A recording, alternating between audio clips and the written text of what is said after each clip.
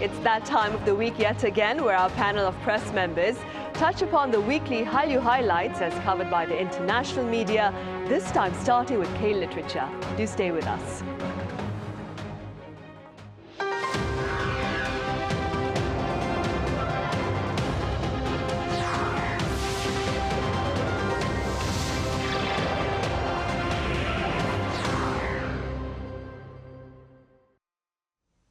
Hello and welcome to Press Perspective. It's Wednesday, October 16th here in South Korea, and time for a weekly coverage of the Hallyu highlights that have been making international headlines. For this, I have Carolina Steinert, the editor-in-chief of Hit magazine over in São Paulo, who is credited with founding Brazil's first K-culture magazine.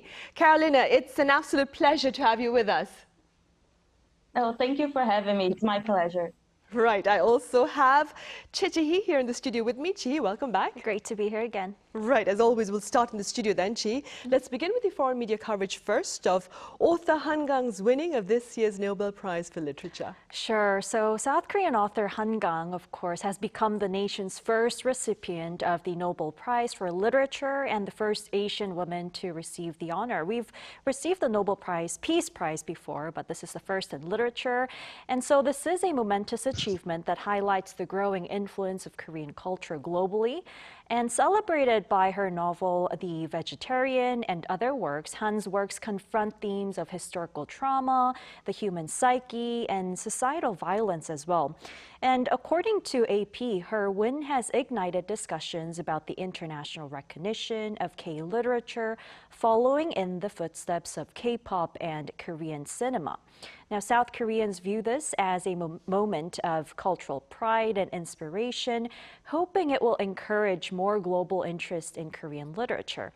And France 24 reports that her win has sparked joy at home, and many see it as another milestone for South Korean culture, following K-pop and cinema's global rise. And the win is expected to boost interest in K-literature globally moving forward. And here in the country as well, we're seeing her books being sold out, so pre-orders are placed. And even those who've majored in humanities or Korean literature are so excited online, saying that if you major in Korean literature, you can maybe win a Nobel Prize in literature. Right, you mentioned sales of her books, and as of 9 p.m. this morning, actually Wednesday morning here in South Korea, she sold over 1 million books actually. Wow. Carolina, staying with Han Kang, what has been the response in Latin America to Korea's winning of the Nobel Prize for Literature? Yeah, it's actually been amazing to see. The fans of Korean culture in general were all so excited. It has been a widespread acclaim for her, and especially because Korean literature has been growing a lot in Brazil since a few novels came there and were published in Portuguese. This helped a lot by spreading the Korean culture to Brazilian audience. We had the São Paulo Bienal last month, and it's a very famous event, and it's the biggest event for books in Brazil. And in the most sales, Korean books were there. So this is really good to see that the fans are actually going through the Korean culture, not only for music and dance, but also the literature. But also something that's very important for them is that she's actually the first Korean woman to do that. And this is very important for the fans. They feel very proud. And it's really interesting to see that it took some time. Right, since 1901, the award has been going on, and only 18 women received such award, and she's the first one from Korea to do it. So the fans are really, really excited, and they want to see more. So yeah, I think it will really help spread even more the Korean literature all over Brazil and Latin America in general. Right. And Jee, beyond Han Kang, I understand other Korean writers and Korean books in general have been receiving quite a bit of international attention, right? That's right. So Korean literature has been steadily growing in global interest, with various authors and genres gaining international appeal. And the recent rise of healing novels proves this, and reflecting the emotional struggles of modern society, such as burnouts and stress, themes that resonate universally.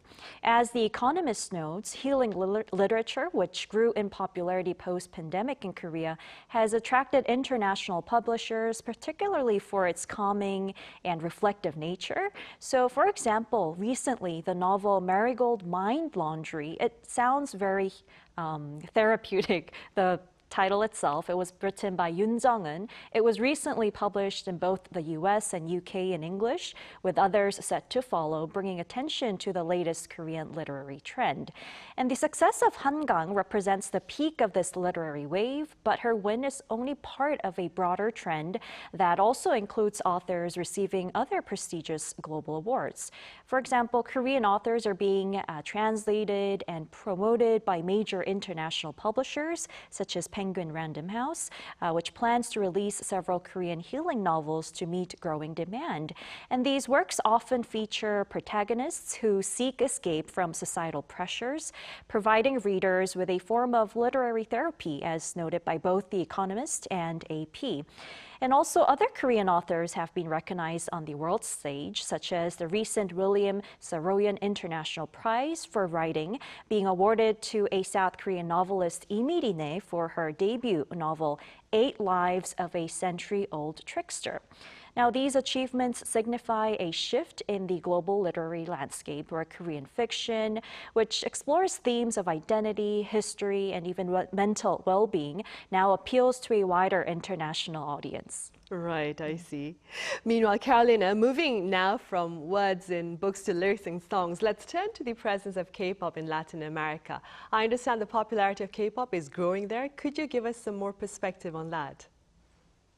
Yes, of course. I've been working with K-pop for 11 years, but I've been listening to K-pop for 14 years. So I could actually follow this growth. But one thing that I always want to make clear is that K-pop has been a big thing in Brazil for some time now. What I always say, I always like to use BTS as one example, because in 2014, they did a concert for 1,000 people. In 2015 and 17, it was for 8,000 people. And then in 2019, it was for 40,000 people each day for 2 days in our stadium called Allianz Parque. So it's really good to see that growth as one example. But also research tells us from the Spotify and Twitter that Brazil is the 5th country that most listens to K-pop. In 2021, that was our data, but it is growing so much from there, and now we have even more stadium shows. We have official merchandising coming in to Brazil finally. So I always like to tell that we have had such a popular we have such a growth in Brazil for some time now, but finally the entertainment companies are actually looking into South America with care and looking at it as a possible market. So actually, I think that this growth, it's actually reflected from this. It's growing for the international community. They are actually seeing that the people in South Korea, the entertainment companies, are looking into our countries with a special eye for it. But it's also one thing that is difficult when we try to speak to them, because a lot of the times when you talk about LATAM and Latin America, people think we always speak Spanish. But in Brazil, we speak Portuguese. So when we talk to Korean companies, we also have to have the basis of what is Latin America, since we have so many different countries and different cultures.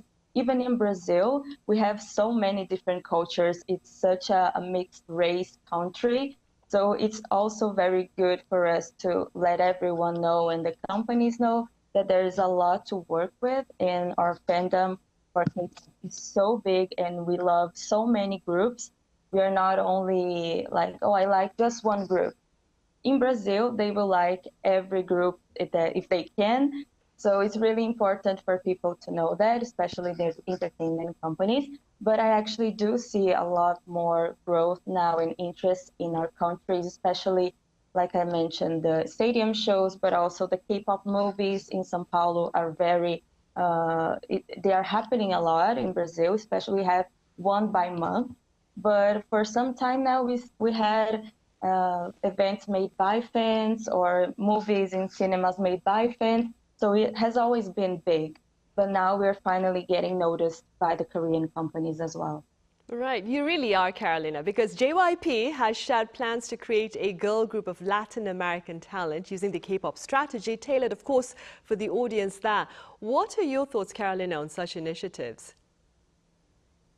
Actually, I believe that any strategy focused on Latin America can go viral. But if you're doing in a right way, like I mentioned, Latin America is so big and we have such different cultures that if you're doing something kind of stereotypical, might not work so well. So you need to look really into what the culture you're looking into and how the fandom can actually react to it. I think it's a really good idea to actually talk to us in that way, but it needs to be made carefully. Also, one thing that I always wanted to add, like in Brazil, for example, we don't have any female pop groups like the K-pop groups, but we have a lot of solo artists for pop music, such as Anita, Luisa Sonza, Pablo Vittar, Isa, and many more. So if JYP wants a little bit of inspiration for reaching the Brazilian audience, those are a few names that I actually recommend, especially because Anita also made one feature with TXT a while ago. It was Back to Me, and it was actually really well received for our audience in Brazil specifically. So yeah, I think it's going to be great, but I recommend a lot of research about our audience as well. Right, for sure. More research before putting on a group on stage then. Carolina, meanwhile, very simply speaking, what do you believe is the power of K-pop? Oh, that's a difficult question because I believe that it cannot be defined by just one thing. K-pop is such a combination of artistic elements all together. And in Brazil specifically, that's what I most talk about because that's my country. We like to have a feeling of belonging. So in K-pop, we often grow communities and fan bases. We get together to talk about K-pop. We talk about Korean culture, and we go to Korean restaurants to eat Korean food. So we build a life surrounded by the Korean culture. And this is very important for us, but mainly as well, the combination of dance and fashion and visual cinematography, all of this makes it very appealing and involving for us, especially one example I like to give is when fans get together on social media to discuss the storyline for some group. So it's a way for them to actually share their love for the idols or also creating fan events by themselves, doing dance covers, which is something I used to do when I was younger. So each aspect of our lives is really defined or inspired by Korean culture. So it really becomes a whole lifestyle. In Brazil, I say a lot that K-pop is not a music genre, it's actually a lifestyle because it really sets every single aspect of our lives. And that's why I don't think it can be just one thing that can define why K-pop is so famous worldwide. I think it's mainly because it gives you that sense of belonging to something. Right, especially for the fans then. Staying with the Korean wave, Jee-hee, K-beauty, K-food, and of course K-camping, they're generating much buzz, I understand, over in the UK. Could you tell us a bit more? Right, sure. So K-beauty, like you said, K-food and K-camping even have been gaining significant attention over in the UK, reflecting the broader wave of Korean culture's growing global influence. Now, in the beauty industry, the pursuit of glass skin, they say, a term originating from South Korea that denotes clear, radiant, and dewy skin, has driven a sharp increase in the popularity of South Korean skincare products in the UK. So despite an overall reduction in consumer spending in many sectors, K-beauty is thriving with a 13% rise in sales of luxury skincare items. Now, British beauty retailers such as Boots have expanded their offerings of Korean brands, and some products have become viral sensations on social media platforms. And the appeal lies in the multi-step skincare routines featuring unique ingredients like ginseng and even snail mucin. And regarding K-food, particularly particularly Korean barbecue and street food, has also found a devoted following in the UK. The trend is being amplified by the rise of Korean restaurants offering diverse and authentic dishes beyond K-barbecue, such as bibimbap, of course, and kimchi, and diverse menus. And London in particular has seen a boom in Korean eateries, as well as in fusion restaurants combining Korean flavors with Western cuisine. And British diners have embraced the bold, spicy flavors that are central to Korean cuisine, contributing to a wave of new openings and the cultural crossover of food trends. And also, last but not least, K-camping, known as chabak, a minimalist camping trend involving road trips and camping in one's car, has begun to take off in the UK.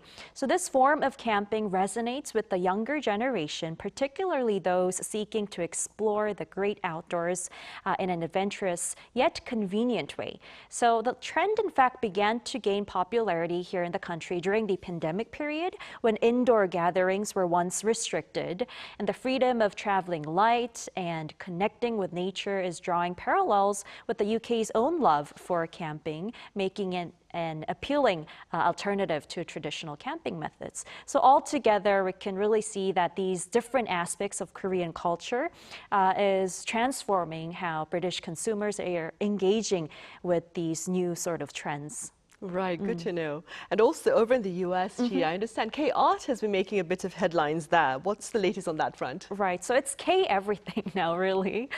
Korean art is currently receiving significant attention in the US, particularly through the Hallyu, the Korean Wave exhibition at the Asian Art Museum in San Francisco. The exhibition, which runs from September 24th to January 6th next year, offers an in-depth look at the global impact of South Korea's cultural exports. So it features nearly 300 artifacts, highlighting the evolution of K-pop, K-dramas, K-beauty, and many more. And this immersive exhibition connects South Korea's historical struggles with its modern cultural dominance, offering interactive installations inspired by globally recognized works, such as the Emmy-winning Squid Game and Oscar-winning Parasite. And the exhibition's engaging design pulls visitors into the world of Korean culture because visitors can actually immerse themselves into these spaces. For instance, it allows guests to step into a life-sized reproduction of the cramped bathroom from Parasite, if you remember how the bathroom looks like, and even offers glimpses of K-pop performance outfits from artists like aespa and ATEEZ. And so this blend of popular culture and history not only attracts dedicated fans of Hallyu, but also educates newcomers as well about the profound influence of Korean culture. And the growing prominence of Korean art in the US is, I guess, part of the broader Korean wave phenomenon, which extends beyond entertainment to influence areas like beauty, food, camping, the arts as well. Right, a lifestyle, as Yes, Carolina was saying earlier. Carolina, with regard to Latin America then, has the interest in K-pop perhaps there fueled a greater interest in other aspects of the K-culture? Yeah, absolutely. Actually, fans in Brazil, once they start liking a group or one artist, they want to go all the way and getting to know what are their tastes, what they like, what's their life like, especially because we live in such different countries and so far apart from each other. That's their way of feeling close to the artist that they like. We have actually in São Paulo, the Bom Retiro neighborhood. It's the biggest Korean community in São Paulo. And there was a boom for Korean restaurants, fried chicken restaurants, and Korean barbecue restaurants. And they are now so big and everyone goes there every single day. And also stores for Korean products and official K-pop merchandising. They're also growing a lot in São Paulo, in Brazil.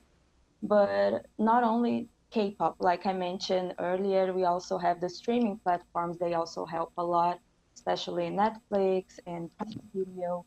They are spreading a lot of the K-drama culture. It's been growing a lot in Brazil.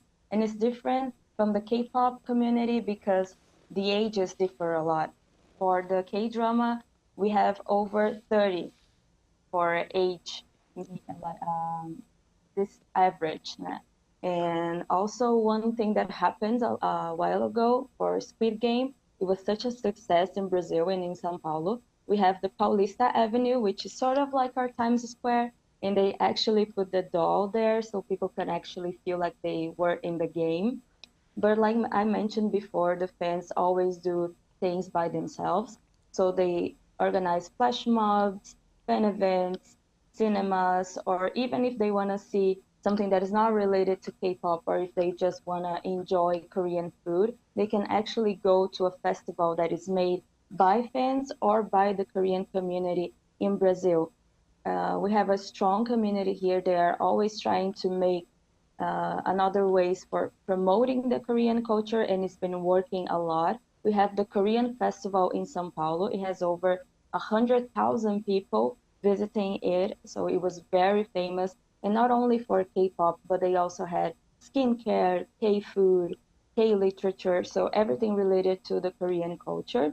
But one other thing that is growing a lot, like Jee-hee mentioned it, is the Korean beauty, especially since our countries are so different. Our skin type is also different, but still the products really go well with the Brazilian skin, and people are starting to notice it. So even if they are not able to purchase the Korean product officially because we have a really big shipping fee and taxes, but the brands in Brazil are adapting themselves to the Korean beauty skincare. So it's also one movement that is good to see. But those brands now working with the K-pop idols, they're actually managing to find their audience in Brazil, and they're buying a lot because of the artists. So it's one really good way to reach them, not only for Korean skincare, but also any types of product, because the fans are really into them. And if one artist says, oh, I use this, they will want to buy it. Especially one example that I like to give that is kind of funny is when Jungkook from BTS actually said that he uses Downy. In São Paulo, they were out of this Downy for a long time. So it was really funny to see, but the fans are so engaged and they're so in love with the Korean artists and the Korean culture. They will do anything to have this feeling of getting closer to their idols or to the K-drama that they love. They will go to Korea and visit the places, their cafes or landscapes that they saw in a movie or that they saw in a K-drama. So it also pushes the tourism for South Korea. And even in Bom Retiro, people come from all of states in Brazil to São Paulo to visit Bom Retiro, which is sort of like our K-town. And actually, it's one thing that the politics are trying to make in São Paulo, to make Bom Retiro become the actually K-town. And it's actually something that it's supported by the fans of Korean culture in general. Right, I see. Carolina, it's flattering to know that Korean culture is making such an impact in Brazil, and hopefully in the near future, though, we'll have access to more Brazilian culture here in South Korea as well. I'm afraid that's all the time we have for this edition. Carolina, thank you so much for your insights today. Thank you. Thank you. It was so nice meeting you and talking to you. Thank you for having me. Right, Jee, as always, thank you very much for your time and your Sunny. thoughts. Right, well, that ends Wednesday's edition of Press Perspective. Thank you for watching, and do join us again same time tomorrow.